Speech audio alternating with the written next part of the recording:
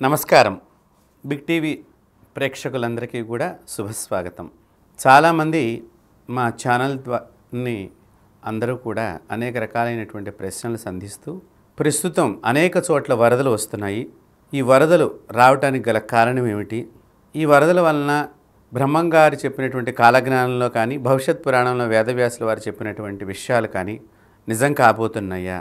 బెజవాడ దుర్గమ్మని నీరు తాకుతుంది ముక్కు పుడకని అని చెప్పిన కాలజ్ఞానం కంటి ముందర ఉన్నదా అనేటువంటి ఇట్లాంటివన్నీ కూడా అనేక రకాలైనటువంటి ప్రశ్నలు సంధిస్తున్నారు. యాదేవి సర్వభూతేషు శక్తి రూపేణ సంస్థిత నమస్తస్యై నమస్తస్యై నమస్తస్యై నమో నమః.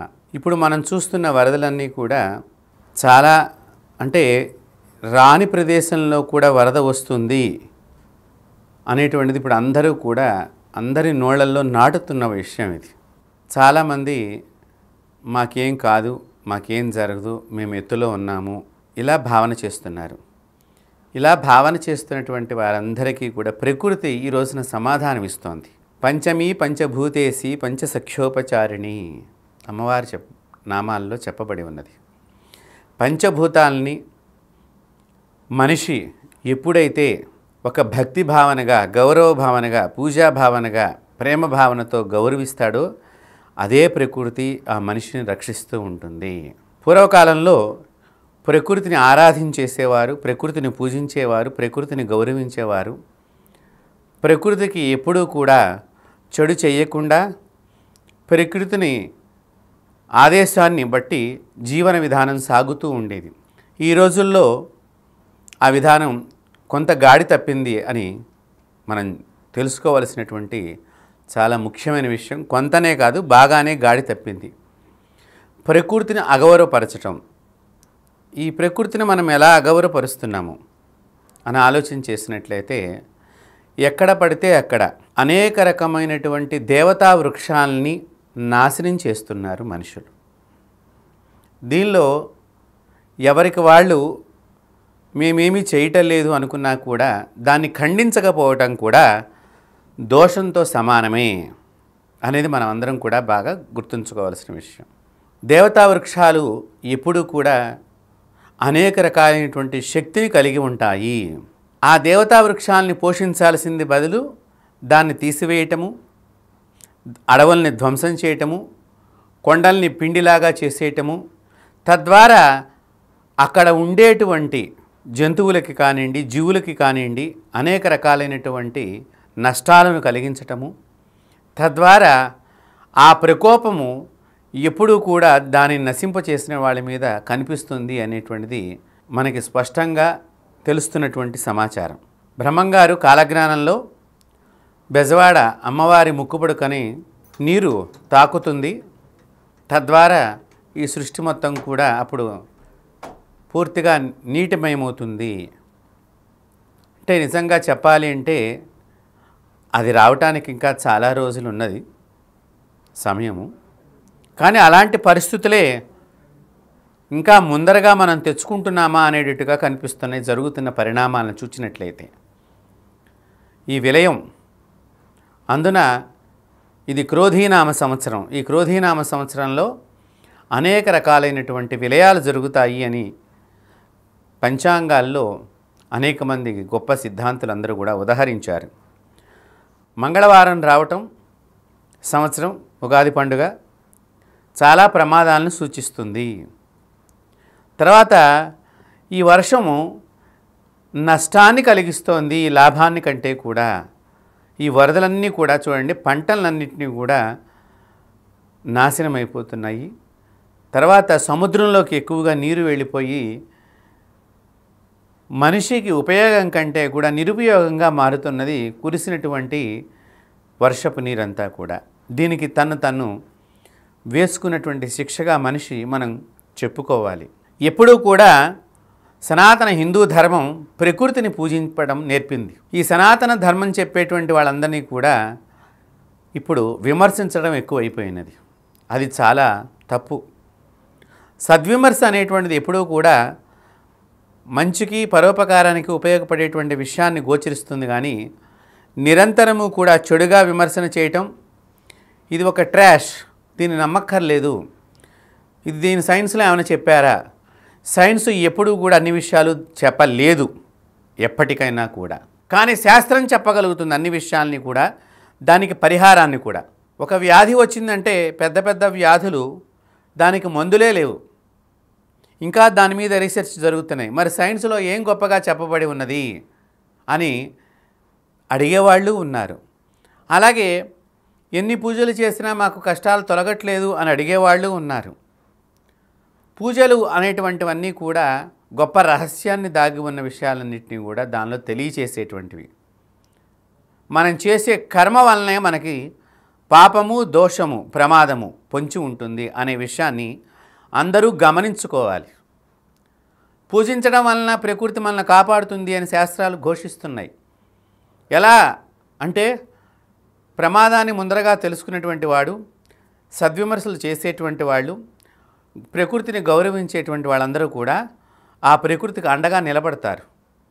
తద్వారా వాళ్ళకి వారి యొక్క మేధస్సులో ఒక రకమైనటువంటి సత్ ఆలోచన, అంటే మంచి ఆలోచన ఉద్భవించి ఆ ప్రదేశం నుంచి, ప్రమాదం జరుగుతుంది అనే ప్రదేశం నుంచి వారు ముందుగా తప్పుకోవటమో లేకపోతే ఆ ప్రదేశంలో వాళ్ళు ఉండకపోవటమో జరుగుతుంది. తద్వారా వాళ్ళందరూ కూడా రక్షింపబడతారు.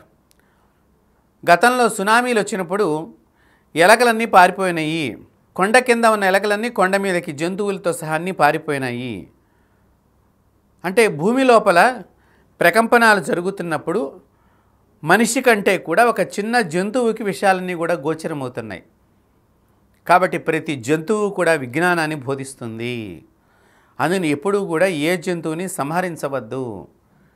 ఒకవేళ సంహరించవలసి వస్తే పరిస్థితి ఏర్పడుతుంది అంటే అది మనల్ని ప్రాణాన్ని తీసేస్తుంది, దాని నుంచి మనం తప్పుకోలేము, విధి లేని పరిస్థితి అయితేనే దాన్ని సంహరించినా దానికి మళ్ళీ దహన సంస్కారం చేయమని సనాతన ధర్మము, వేదశాస్త్రం అంతా కూడా ఘోషిస్తోంది. ఇప్పటి రోజుల్లో అది ఎవరూ కూడా చేయటం లేదు. ప్రతి దాన్ని కూడా వారి వారి స్వార్థాలకి వాడుకోవటము, ధర్మానికి విరుద్ధంగా ప్రవర్తించడము, ధర్మం చెప్పినటువంటి విషయాన్ని ఇవన్నీ కూడా వాళ్ళు అలాగే చెప్తారు అనేటువంటి వితండవాదన చేసేటువంటి వాళ్ళందరూ కూడా చాలామంది పెరిగిపోవటము, ఆ వాదనలు వినటము, అవి వారి వారి మేధస్సుకి పట్టించుకుని గౌరవించవలసిన చోట అగౌరవాన్ని ఇవ్వటము జరుగుతున్నది. ఇప్పుడు జరుగుతున్నటువంటి వాతావరణం అంతా కూడా ఉగాది పండుగ రోజున ఈ సంవత్సరం ఎలా ఉంటుంది అని చెప్పేటువంటి పంచాంగంలో ఈ సంవత్సరం వరదలు వస్తాయి, ప్రజల ఆరోగ్యం గురించి ప్రభుత్వాలు ఎక్కువ డబ్బులు ఖర్చు పెడతాయి, కొత్త రకాలైనటువంటి వ్యాధులు ప్రబలే అవకాశం ఉన్నది, భూకంపాలు, అగ్ని ప్రమాదాలు, యుద్ధాలు వచ్చే అవకాశం ఉన్నాయి అని ముందరగానే మనకి గోచరించేటట్టుగా వారు తెలియచేశారు.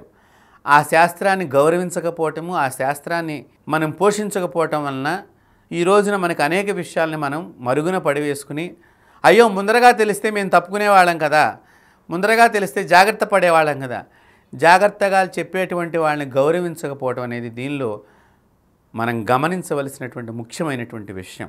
మనం ఈ సంవత్సరం చూచినట్లయితే అనేక చోట్ల అగ్ని ప్రమాదాలు జరిగినాయి, అనేక చోట్ల యుద్ధ వాతావరణం కనిపిస్తోంది, దేశాలలో భూకంపాలు సంభవించినాయి.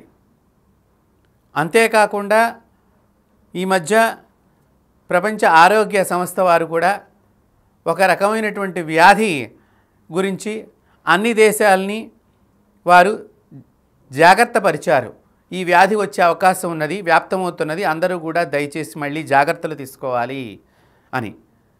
మరి పంచాంగంలో రాసి ఉన్న విషయాలు జరుగుతున్నప్పుడు ఆ శాస్త్రాన్ని మనం గౌరవించకపోవటము, గమనించకపోవటము, ఆ శాస్త్రం చెప్పేవాళ్ళ యొక్క పరిజ్ఞానానికి మనం నమస్కరించకపోవటము ఎవరి చేసినటువంటి దోషం అనే విషయాన్ని మీరు బాగా ఆలోచన చెయ్యాలి. ప్రతి సంవత్సరం కూడా పంచాంగం మనకు ముందరగా చెప్తూ ఉంటుంది, ఇలా ఇలా ఉంటుంది ఈ సంవత్సరం అంతా.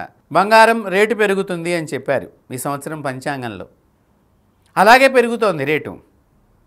వెండి ఇంకా పెరుగుతుంది అని అన్నారు, అలాగే పెరుగుతున్నది.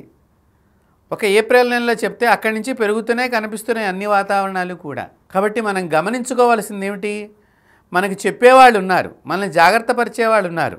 మా చిన్నతనాల్లో ఏదైనా వాతావరణ పరిశోధనా సంస్థ వాళ్ళు వార్తలు చెప్పినప్పుడు ఈరోజు వర్షం వస్తుంది, ఈ 4 రోజులు వర్షం ఉంటుంది అంటే ఆ 4 రోజులు వర్షం వచ్చేది కాదు అసలు నిజంగా చెప్పాలంటే.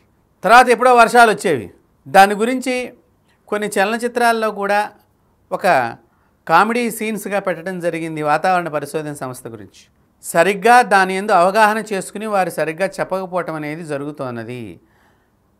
ఏదో ఒకటి చెప్పాం కదా అనేటువంటి ఆలోచన కాకుండా ప్రజలకు ఉపయోగపడేటువంటి సమాచారాన్ని ప్రతి డిపార్ట్మెంట్ వారు కనుక బాగా కృషి చేసి వారి వారి సూచనలు సలహాలు చక్కగా ప్రజలకు అందించినట్లయితే ప్రజలు రక్షింపబడతారు. ఇప్పుడు ఆ డిపార్ట్మెంట్ వాళ్ళంటే ఎవరు, మళ్ళీ అక్కడ ఎవరో కొత్తగా వేరే వాళ్ళు ఉండరండి, మనమే దానిలో పనిచేస్తున్నాం. సో మన యందు మనకే గౌరవ భావన లేదు, అది గమనించుకోవాలి. అక్కడ ఎవరు చెప్తున్నారు, మనుషులేగా ఉండేది, ఆ మనుషుల్లో మనమే కదా ఉంటున్నాము. కాబట్టి ఆ విషయాన్ని మనం గమనించుకోవాలి. మన చదువుకున్న విజ్ఞానాన్ని చక్కగా ఉపయోగించి దాన్ని ప్రజలకు ఉపయోగపడేట్టుగా చేసుకున్నట్లయితే మనకి మంచి పేరు వస్తుంది, మనల్ని నలుగురు గుర్తిస్తారు. తద్వారా మన విజ్ఞానానికి ఒక శక్తి ఉన్నదని ప్రపంచానికి చాటి చెప్పవచ్చు అనేది ప్రతి ఒక్క వ్యక్తి తెలుసుకోవాలి. పూర్వకాలంలో పాఠశాలలో మాస్టర్లు పాఠాలు చెప్పేటప్పుడు చాలా జాగ్రత్తగా చెప్తూ ఉండేవారు. ఆ రోజుల్లో పిల్లలకి మేధస్సుని అలా వారి వారి బుర్రల్లోకి, వారి వారి మస్తిష్కంలోకి, వారి వారి మేధలోకి ఆ సంబంధించినటువంటి ముఖ్యమైనటువంటి విషయాలన్నీ కూడా ఆ ఒక్క 45 నిమిషాల పీరియడ్లోనే వారంతా కూడా బోధన చేసి ఆ రోజు పాఠం అంతా కూడా నిజంగా అలా పరీక్ష రాసినటువంటి పిల్లలకి వెంటనే నిజంగా కనుక చదివినట్లయితే అందరి పిల్లలు ఆ టైంలో అందరూ పాస్ అవుతూ ఉండేవారు. ఇప్పుడు పాస్ అవుతున్నాము కానీ అజ్ఞానంతో ఆవరించిపోయి ఉంటున్నారు. అది ప్రమాదానికి దారితీస్తున్నది. అది ఎలా వస్తున్నది అంటే గౌరవ భావన లేకపోవటం. ప్రతి ఒక్కరికి అన్నీ తెలుసు కానీ పాటించటం లేదు, అది వచ్చిన సమస్య. వారు ప్రతిదాన్ని కూడా గౌరవ భావనతో పాటించినప్పుడు వెంటనే అయిపోవాలి, అయిపోకపోతే ఆ మనిషికి బాధ, కోపము, క్రోధము ఇవన్నీ వచ్చేస్తాయి. మనం ఆహారం తినంగానే శక్తి రావట్లేదండి. ఆహారం తినంగానే శక్తి రావాలంటే కనీసం ఒక 3 గంటలు మాత్రం సమయం తీసుకుంటుంది శరీరానికి. కాబట్టి ఇక్కడ మనం గమనించుకోవాల్సింది బ్రహ్మంగారి కాలజ్ఞానమే కాదు, వేదవ్యాసుల వారు రాసినటువంటి భవిష్యత్ పురాణంలో కూడా అనేకమైనటువంటి విషయాలు ఉన్నాయి. మీరు గనక ఒక్కసారి పరిశోధన చేసి చూడండి, దానికి దగ్గరగా ఇవన్నీ జరుగుతూ ఉంటాయి. వారు చెప్పినటువంటి విషయాలన్నీ కూడా ఈ సమాజంలో అనేకమైనటువంటి కాలజ్ఞానం అంటే ఏంటి, కాలంలో జరిగేటువంటి గొప్ప విషయాలన్నీ ఒక గ్రంథంగా ఆయన రచన చేశారు. వారికి ఆ శక్తిని భగవంతుడు ప్రసాదింపజేశాడు, తెలుసుకోగలిగారు, ఊహించారు. జరగబోయేటువంటి పరిణామాలన్నీ వారి దివ్య దృష్టితో, దివ్య చక్షువులతో బ్రహ్మంగారు ఆ నిత్య శివారాధన పరులు, నిత్య శివోపాసకులు, నిరంతరము దైవోపాసన చేసేటువంటి శక్తి కలిగినటువంటి వారైనటువంటి పోతులూరి వీరబ్రహ్మేంద్ర స్వామి వారు రాబోయే ఎన్నో సంవత్సరాలకు సంబంధించిన ముఖ్య విషయాలన్నీ కూడా మనకు ముందరగా అందించారు. ఎంత టెక్నాలజీ అనేటువంటిది ఒక ఆరాధనలో ఉన్నదో ఆలోచన చేయండి, భగవంతుడి ఆరాధనలో. అలాంటి విషయాల్ని మనం ఇప్పుడు తెలుసుకోవాలి.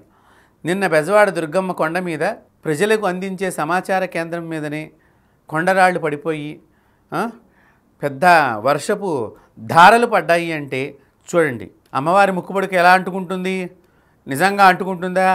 బెజవాడ కృష్ణానది ఎలా పైకెడుతుంది, కొండ ఎక్కుతుంది.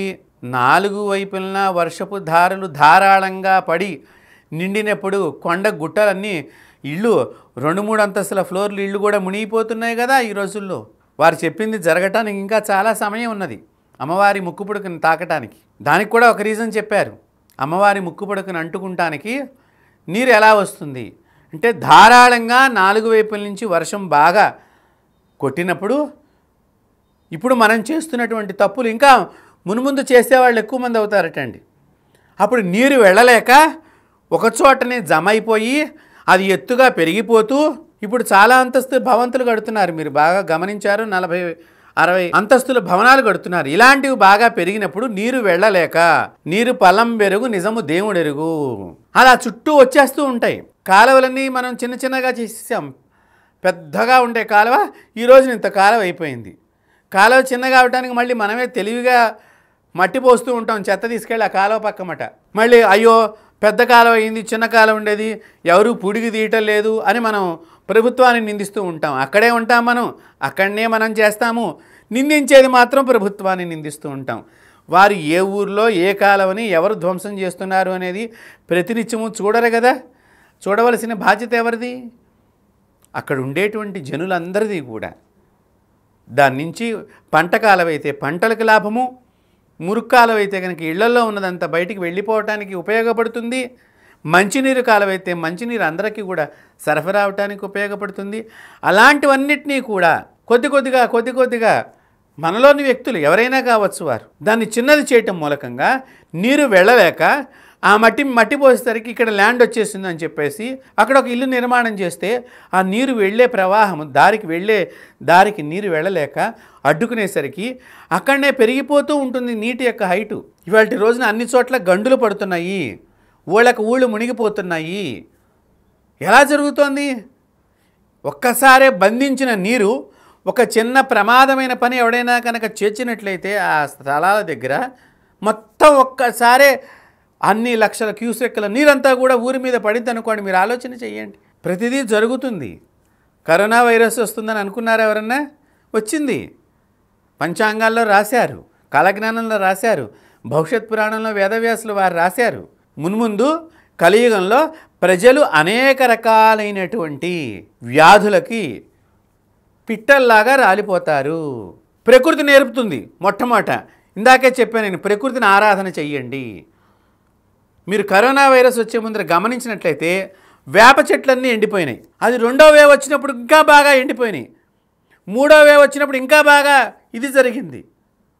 ప్రకృతి చెప్తోంది. వేప మామూలుగా మన గ్రామ దేవతల దగ్గర ఉండేటువంటి వృక్షము, మహాదేవతా వృక్షం. అది మహాలక్ష్మి స్వరూపము. పోలేరమ్మ, ముత్యాలమ్మ, తలుపులమ్మ, అంకమ్మ వీళ్ళందరూ గ్రామ దేవతలందరూ కూడా ఆ వేప చెట్టును ఆశ్రయించుంటారు. తెలంగాణ ప్రాంతంలో మైసమ్మ వీళ్ళందరూ కూడా ఆ వేప చెట్టుకి అసలు ఉగాది రోజున వేప చెట్టు దగ్గరికి వెళ్ళి వేప పూత తెచ్చుకుందామంటే అసలు వేప పువ్వే కనిపించలేని పరిస్థితులు వచ్చినాయి. ప్రకృతి బోధిస్తోంది. ప్రకృతిలో ఏదో వింత జరగబోతోంది, ప్రకృతిలో ఏదో ప్రమాదం జరగబోతోంది అని చెట్ల ద్వారా మనిషి గ్రహించలేకపోయాడు. తర్వాత చనిపోయిన తర్వాత వేప చెట్లు ఎందుకు ఇట్లా అయిపోయినాయి అని అనుకున్నాడు. ఈ మధ్య ఇంకొక విషయం నేను గమనించిన విషయం చెప్తున్నాను. గానుగ చెట్ల మీద రకరకాలైనటువంటి ఆకుల మీద ఒక రకమైన పురుగు లాంటిది వచ్చి ఆకులు ఎలా అంటే ఒక సొరియాసిస్ వచ్చినటువంటి వ్యక్తి చర్మం ఎలాగైతే తయారవుతుందో గానుగ చెట్లు ఆ మాదిరిగా అవుతున్నాయి. అవి అయిన తర్వాత నేను వార్తల్లో ఒక విషయాన్ని గమనించాను. వరల్డ్ హెల్త్ ఆర్గనైజేషన్ వారు మంకీ పాక్స్ అనేటువంటి వ్యాధిని డిక్లేర్ చేశారు. గానుగ చెట్లన్నీ ఈ మధ్యకాలంలో మీరు గమనించండి బాగా. దాని మీద నిజంగా చెప్పాలన్నా మంకీ పాక్స్ లాగానే ఉంది ఆకంతా కూడా. ప్రకృతి బోధిస్తోంది. ప్రకృతి పెద్ద విద్యాదేవత మనకి. ఆ విద్యాదేవతను కనుక మనం గౌరవించినట్లయితే జ్ఞానం మనకు లభిస్తుంది. వర్షం వస్తుందని మనకు ఎలా తెలుస్తుందండి? ముందర మేఘం, చీకటి వాతావరణం ఏర్పడుతుంది. ఏంటో వర్షం వస్తుందని గబగబా మన ఇళ్లలో ఆడవాళ్ళు బయట ఆరేసిన బట్టలన్నీ లోపల తెచ్చుకుంటారు. వర్షం వస్తుంది అంటే ఏంటి? బోధిస్తోందా లేదా? ముందరగానే ఆడవాళ్ళు గబగబా వెళ్ళి బట్టలు తెచ్చేసుకుంటారు. వర్షం రాని ఆ మబ్బులు అవన్నీ కూడా ప్రకృతి చెప్తోంది ఇప్పుడు ఏదో జరగబోతోంది. ఎక్కడ వర్షం పడ్డా కూడా మన ఇంటి దగ్గర కూడా మబ్బులు కమ్మవచ్చు. అంటే ఈ ప్రపంచంలో ఎక్కడో చోట ఏదో జరగబోతోందని సంజ్ఞ మనకి సూచకంగా తెలియచేస్తోంది. తర్వాత ఏమవుతుంది? ఆకాశంలో ఢమఢమ అనే సౌండ్లు వినిపిస్తూ ఉంటాయి, మెరుపులు కనిపిస్తూ ఉంటాయి. అంటే పిడుగులు పడుతోంది, వర్షం రాబోయే ముందు ఇవన్నీ కూడా.